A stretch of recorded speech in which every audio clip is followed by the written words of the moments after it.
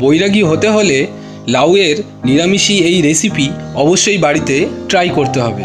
বন্ধুরা, আজকে আমরা নিরামিষি লাউয়ের কিভাবে রেসিপি তৈরি হয় দেখে নেব। প্রথমে একটা লাউ আমরা এইভাবে কেটে ভালো করে পরিষ্কার করে নেব। কেটে নেওয়া লাউগুলো থেকে ভালো করে আমরা খোসাগুলো ছাড়িয়ে নেব। লাউ কিন্তু পেটের জন্য খুবই উপকারী, শরীর ঠান্ডা রাখে আর এটা খেতে খুবই সুস্বাদু হয়। লাউয়ের রেসিপি বিভিন্ন টাইপের হয়, ডালের দিয়ে লাউ, চিংড়ি দিয়ে লাউ, আজকে নিরামিষি লাউ, খুবই সুস্বাদু। আপনারা বাড়িতে অবশ্যই চেষ্টা করবেন একবার। এরপর আমাদের কেটে রাখা লাউ ভালো করে পিস পিস আকারে আমরা কেটে নিচ্ছি।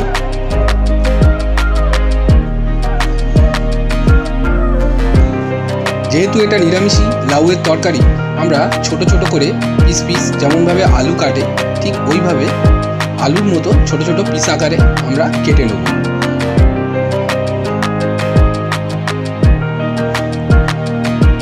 এইভাবে পিস পিস আকারে কেটে নেওয়ার পর আলাদা পাত্র একটা নিয়েছি, তার মধ্যে আমরা ভালোভাবে জল দিয়ে এটাকে ধুয়ে নেব।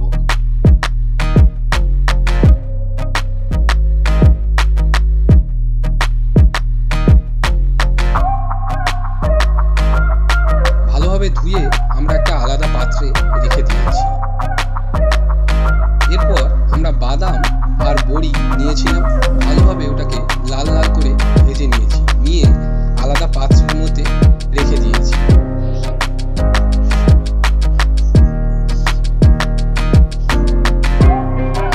বড়ি আর বাদাম ভালোভাবে ভেজে নেওয়ার পর আমরা কড়াইতে আমাদের ধুয়ে রাখা লাউয়ের টুকরোগুলো ছেড়ে দিব।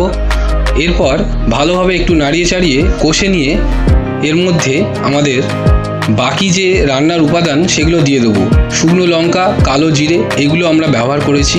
এরপর অল্প সময়ের জন্য আমরা একটু ভাপিয়ে বা সিদ্ধ করে নেব। সিদ্ধ হয়ে গেলে এর মধ্যে পরিমাণ মতো নুন, অল্প হলুদ আর তার সাথে জিরে গুঁড়ো আমরা দিয়ে দেবো। তারপর আবার অল্প স্বল্প নাড়িয়ে এটাকে ভালোভাবে মিক্স করে নেব।